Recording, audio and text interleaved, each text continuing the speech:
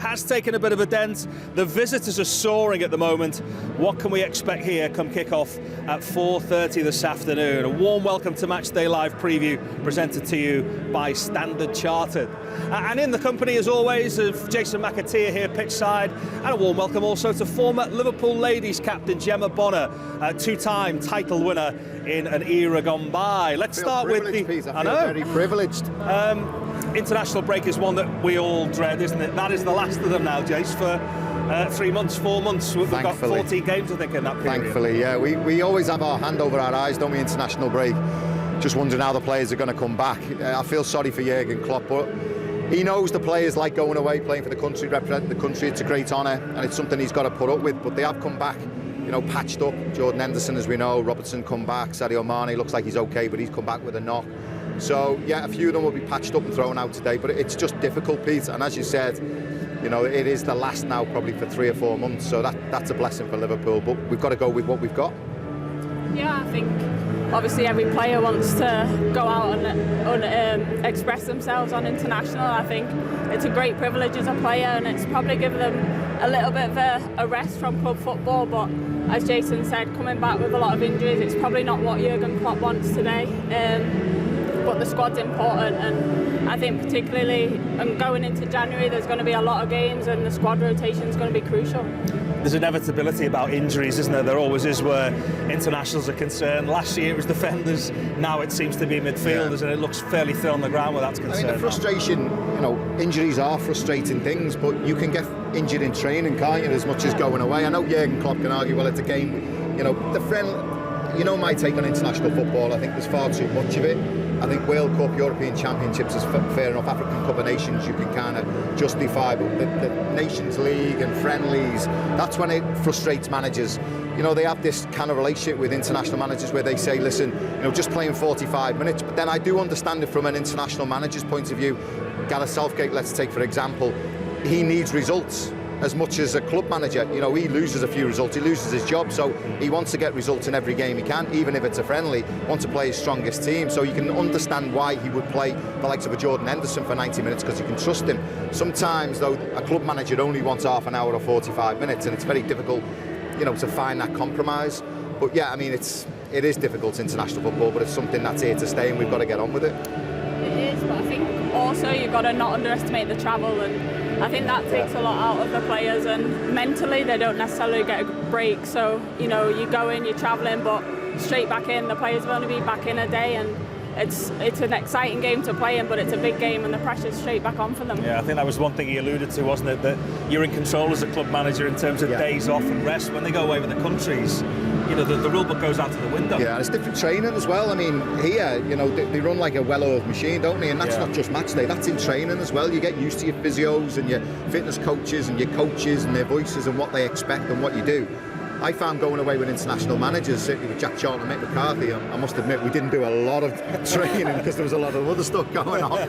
But it's different, and you use different, you know, timings are all different, you know, different techniques and coaching methods and all that. It puts strain on players and timing and all that. It can be hard, can't it? It is, and I think particularly, you know, for looking at the defenders, you're playing different style of football, you're international, you're playing next to someone, and for them to have such short turnaround with them coming back to getting used to playing alongside, you know, that player prefers to do that. Their strength is different. They've got to quickly switch the mindset and get back in, because, you know, we know what the Premier League's like, and there's no time to kind of take your foot off the pedal. That's a really good point, that, because I went from Liverpool, which is literally you can't give the ball away, as you know.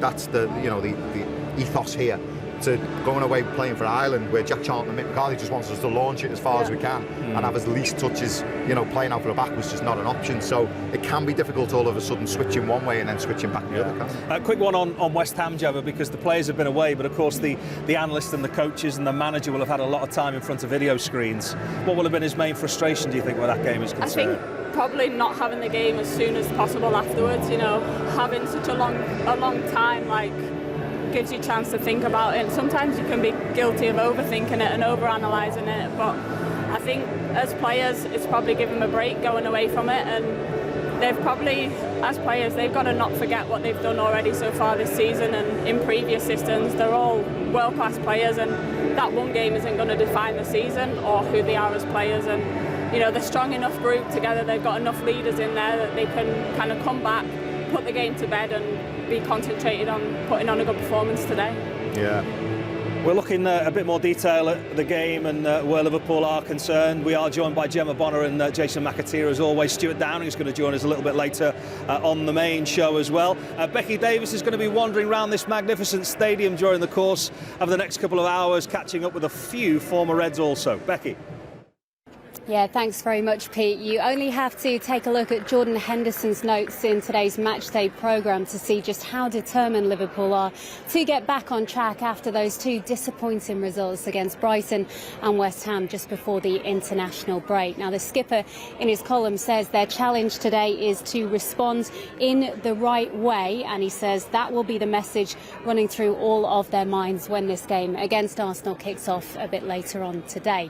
Now, it's fair to say if this match had been played a few months ago, you would have got pretty long odds, wouldn't you, on Arsenal leaving Anfield with anything but a heavy defeat. Such was the Gunners' woeful, really, start to the season. But here we are, a bit further down the line, and remarkably, from being rock bottom back in September, Arsenal now boast the current longest unbeaten run in the Premier League, 8 games in total. That said, though, their record against Liverpool in recent seasons is by no means a great one, especially here at Anfield, where the Reds have won 5 on the bounce against them and scored at least 3 times in all of those matches. Now, in our full show on Matchday Live, we're going to get the thoughts of both Robbie Fowler and Glenn Johnson ahead of kick-off. But for now, let's get a word from the boss, shall we? Jurgen Klopp's fully aware of the threats Arsenal can pose this afternoon. Last season not qualified for international football, which is not good. But if the situation is like that, then you have to use the time, and that obviously what Mikkel is doing there. You can see that they brought a few new faces in. Some found obviously their striking feet back, and apart from that, young and exciting players as well with Smith Rowe and Saka and all these kind of things. So it's a completely different team, obviously, to the beginning of the season, and yeah, but a good thing is they didn't play us yet. So yes, 8 games unbeaten, but they come to Anfield, and obviously we are not overly happy with the last game we played, and so we have to put a few things right, and the best place to do that is in a home game.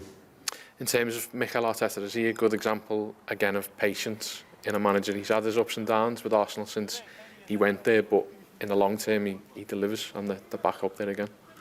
Yeah, but I don't think it's too fair to say about club owners. They never put any kind of faith or trust into managers. It's about us to use the time, and you need to be a good manager to be a Premier League manager, and obviously Mikkel is that, and that's why it worked out.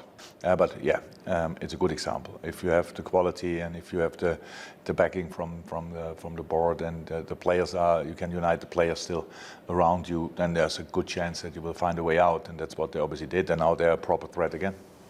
Just finally, this game is the first of 13 between now and the 2nd of January. Obviously a challenging period every year, but is it one you still look forward to? It's yes, I do. But of course, with the good thing is we have injuries, but they're in this 13-game spell. Most of them will come back. So Harvey as well is in a really good place, but we cannot rush that. But he was really surprised when I saw him running. It looks completely normal, which is a good sign. So maybe he not, but all the rest will come back in as well, which is very helpful, because we will not get through that without any kind of injuries. And it was always the same in this period. You have to get through this. You have to collect points like mad. You have to grind results out, dig deep, fight hard, all these kind of things. Especially in the home games, obviously we have to make it. We all together have to make a difference. We have to make sure that that's a proper difference. And in the away games we have to be ready as well. That's clear. Yeah, it's not, thank God, not the first time, so I know what's coming up. I'm looking forward to it, yes, but I have no problem with that. A few players are coming back, because we will have a good team on the weekend, obviously. But like 3 days later we play again, 3 days later we play again, all these kind of things. So that's then the problem a little bit. For Saturday we will be fine, but we have to make sure that we are fine for all these games. Who'll be a manager? Hey, it's another part of the Premier League's fascinating story, the one that Arsenal tell at the moment, because with the first 3 games that they had, no one would have predicted at this point they would be in with a chance of leapfrogging Liverpool. It was 1 in 6, wasn't it? I mean, talk about the first 3 games. Yeah, I mean, the Brentford start was horrendous, wasn't it? And then the 5-0 against Manchester City, and the gun was loaded, wasn't it? And you felt for Mikel Arteta, but fair play to the board. You know, the fans have backed him as well, and they've given him the opportunity. One thing he has done is he's literally stripped the team. You look at that Manchester City team, there's only 3 players that played against Watford, was it 2 weeks ago now? So he's completely overhauled it, but also the system as well. He's gone away with the back 5 or the back 3, he's gone to a 4. Right through the spine of the team is really, really strong now. Good partnerships, Gabriel and White, good partnership defensively. The last 10 games since City, they've had 8 wins, I think, 8 wins, 2 draws out of them 10 games, unbeaten. So, and defensively 7 clean sheets. I mean, that's where they've improved. You know, being really hard to beat, really hard to break down. Scoring goals is a problem for them though. They haven't scored many goals, but they have got players that can hurt you. Saka, Smith Rowe on the left-hand side, and obviously Aubameyang in there as well, as always sniffing around the box, isn't he? And he's a threat. But Liverpool have got it all to do today to try and break them down and get in front. Yeah, I think what I've been impressed with at Arsenal is they're a young team, and I think Arteta's recruited well. He's been given the time, and I think as a young player, especially the back line, look how young they are, and the goalkeeper, and having that kind of manager who has the confidence in you to go, be like, you know what, you're a young defender, you're going to learn, you're going to make mistakes along the way, but I back you. And I think that's probably coming to the fore now in terms of the results that they're getting. And like Jay said, they're very hard to break down, and first of all, you have to be hard to beat. You know, you can't go into a game and expecting to score goals, but you're conceding 5 at the other end. So I think it's going to be difficult for Liverpool today, but, you know, for young players coming into Anfield, it'll be a real test for them. But I think, you know, it's going to be a positive game for Liverpool today, and I'm really excited. What part of the pitch are you most concerned about where Arsenal's team are concerned today? As in for them or for us? Yeah. Like I said, I mean, scoring goals for them has been a bit of a problem. I mean, it looks great the last 10 games since City, and you read off the stats and you go 8 wins, but it's the odd 1-0 or 2-1 here. You know, so I've always said Liverpool here, that's the big thing for Liverpool. The fans, you know, we start quick, we get in front, which has been a problem for us, like losing goals from a winning position or dropping points from a winning position has been tough. We need to kind of mentally get tougher that way as well. But if we get in front, you know, we could make it very difficult for Arsenal, because, like I said, they struggle breaking teams down and scoring goals. So the big challenge for us is breaking them down, because they've had 7 clean sheets in the last 10 games. So you know where, like Gemma said, the foundations have been built to be solid, to let teams come and try and break you down. But they've done it very, very well. They've kept clean sheets Where and no team goals. selection is concerned for Jurgen Klopp, it's going to be an issue. We alluded to it at the top, particularly in that midfield. You would presume that Thiago and Henderson play, maybe who that third person is, depending on what kind of state of health all of those players have returned in. Yeah, look, it's going to be difficult with the situation they're in based on the international, and I think that's going to be a real key area for Liverpool today in terms of how Arsenal play and how they exploit them. And I think for Liverpool, they need a bit of balance in terms of, we like to get the fullbacks forward and get the crosses in the back, but on the flip side, defensively, we've got to have that balance. We've got to protect the centre-halves and kind of kill the counter-attack, because that's where Arsenal will be looking to exploit today. Being patient. Yeah. I think, you know, the fans do expect a lot from them, but sometimes you just don't get games like that. I can see Mikel Arteta coming here, paying respect to Liverpool, especially the front line, dropping deep and just saying, right, go on and break us down. A point for them's good. You know, a point for them's good. I think if Liverpool score early, everyone will settle. The whole stadium, the players, and it'll almost be like, we know Arsenal are going to be hard to break down, but once we've done it, we can probably go on and score 2, 3, 4 then. I think that first goal, if we can get it early, it'll really kind of take the pressure off and they'll enjoy it. Yeah, we can empathise with the staff that we have here. Gemma Bonner as a centre-back, Jason who played as an attacking wing-back, almost quite similar to the way we play now. What would you be saying to that midfield, whichever midfield is selected today, about the vulnerability and the amount of goals that we've conceded, about what you want to see improve today as a team? I'd be saying switch on. Although we've got the ball, we've got to be prepared every single minute, know where their players are and be prepared to kill their counter-attack, because that's where they're going to hurt us. And if we can stay in control when we're attacking, we can then, you know, break their attack but be ready to go again and play the game in our half. But it's so easy as a player and as a midfielder to get too focused on, you know, we're comfortable, we're having all the ball, we're moving it, we're switching it and we're enjoying it, but it only takes 1 split second for someone to switch off and we're defending a counter-attack onto goal. Absolutely. We need to be more aggressive at set plays, which showed against West Ham. But also, like Gemma said, we have been vulnerable to the counter-attack. You know, you just got to switch on. Sometimes when you've got the ball, that's when you're at your most dangerous, your most vulnerable. When you've got it, you've got to switch on, know what's around you. Fabinho could be a doubt. The midfield is $1 million question, isn't it? Because of the injuries we've got, players returning from international duty. It always is, you know, a conundrum for the manager, and he always throws a bit of a googly in there, doesn't he? So I really can't read the midfield today, to be honest. I know you're going to ask me, but I don't think I could tell you. I think it's quite exciting sometimes when we can't select that Liverpool team, but it will be interesting to see the 11 he comes out with. Let's continue in that preview looking forward now, and it's been a massive week, hasn't it, for Virgil van Dijk, of all the things that he's achieved in his brilliant career so far, a major tournament and playing part in what has not been part of it. So it was nice to see him all smiles. He's been helping us preview this big game against Arsenal this week. I think they're in a good moment, definitely. And it's going to be very tough. You know, we'll analyze them well. They have a clear plan, good players, good team, good manager. So we have to be very good prepared and very good to get a good result. We have to be confident, and obviously we all want to show a reaction after what happened in London. Have you been quite impressed by the way that Mikel Arteta has stuck to his guns? He has a way he wants to play. He's got young players he's brought in, and he's stuck with them despite maybe getting a bit of criticism earlier on.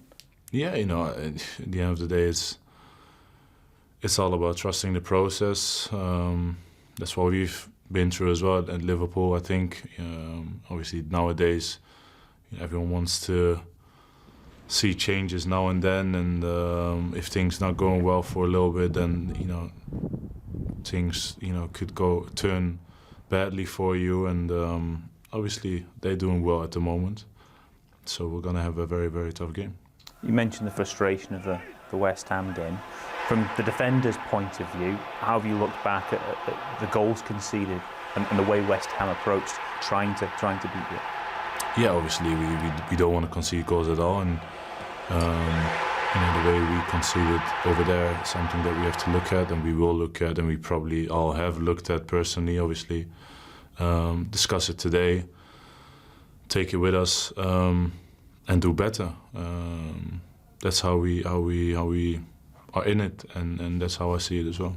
You obviously had a clear way of playing to try and put pressure on Ali and pressure on the 6-yard box.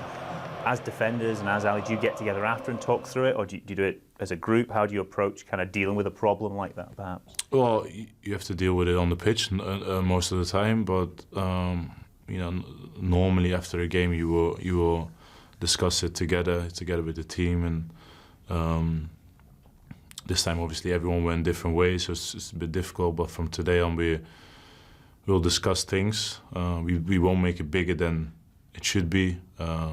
I don't think it's worrying at all. But no one wants to concede goals, no one wants to lose games, and that's what happened, and we have to make it right. Brilliant, and please God he gets the opportunity to play in one of those major tournaments as well. No playoffs for Holland.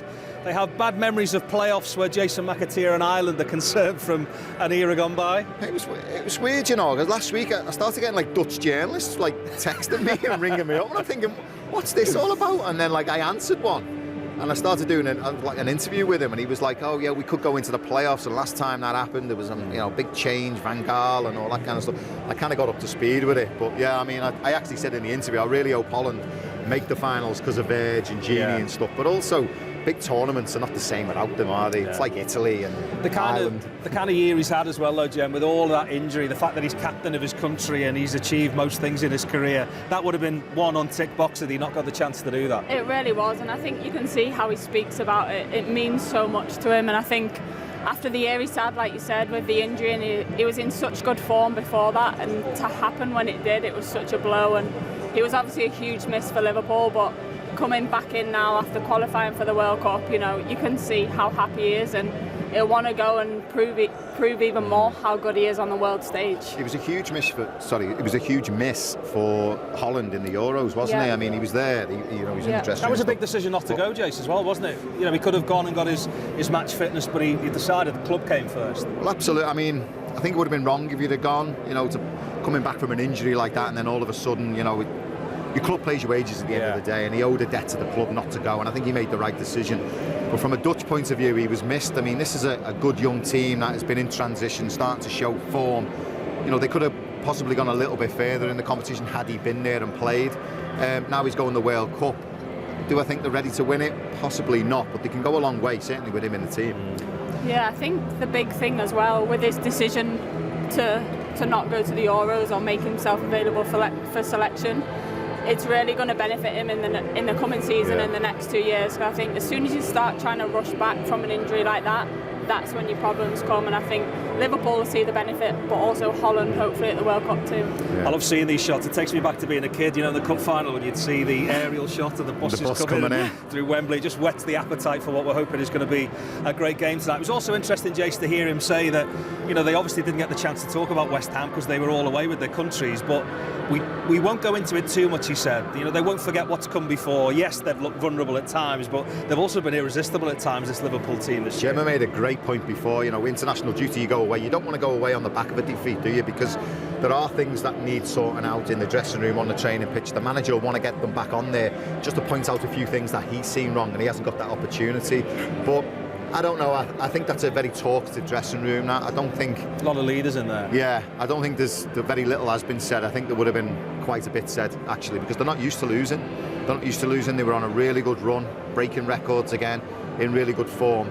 To lose a game will come as a shock, and I think, you know, a few things need pointing out, and I think there's big people in that dressing room will point them out. There is. I think the leaders and the types of players that they are in there, they're not going to let that slip, and they'll know by their standards, individually and collectively, it wasn't good enough, and they'll be keen to make sure there's not a repeat of that today, I think. So there will have been conversations, but I think they'll also be quick to realise we've got to move on from this. It's happened, we learn from it, we make sure it doesn't happen again. Absolutely. A big afternoon, debut for Gemma Bonner, first time we've had one of our female army of players here pitchside with us, and also a marriage proposal just behind as well. I'm not sure whether you picked that up before, but Boo Boo, will you marry me? Did she say yes? I'm not sure whether Boo Boo's here or not, but perhaps you will have seen it on the big show. Do keep us posted, Boo Boo, on what your decision is. Whether invites, yes we want or invites, don't we? Yeah, it'd be nice that. Thanks for joining us, Gem, and also to Jason. Gemma will join us very soon as well for this pre-match show. Plenty more build-up to the game. We get things going on Matchday Live at 4:30, by the way. Stuart and Gemma will be on hand. Stuart Downing is going to join us. Plus, we're hearing from Glenn Johnson and Robbie Fowler. And come kick off, Jason McAteer alongside Steve Hunter today to guide you through all of the action with audio commentary right here from Anfield. And then at full time, we'll have a cast of thousands. Once again, everyone back reacting to proceedings. Stuart Downing plus Jason McAteer plus Gemma Bonner, and all of your views and the post-match reaction to what we're hoping is going to be a really productive Saturday night. Thanks for joining us. We hope to see you later from 4:30 here at Anfield for Liverpool against Arsenal.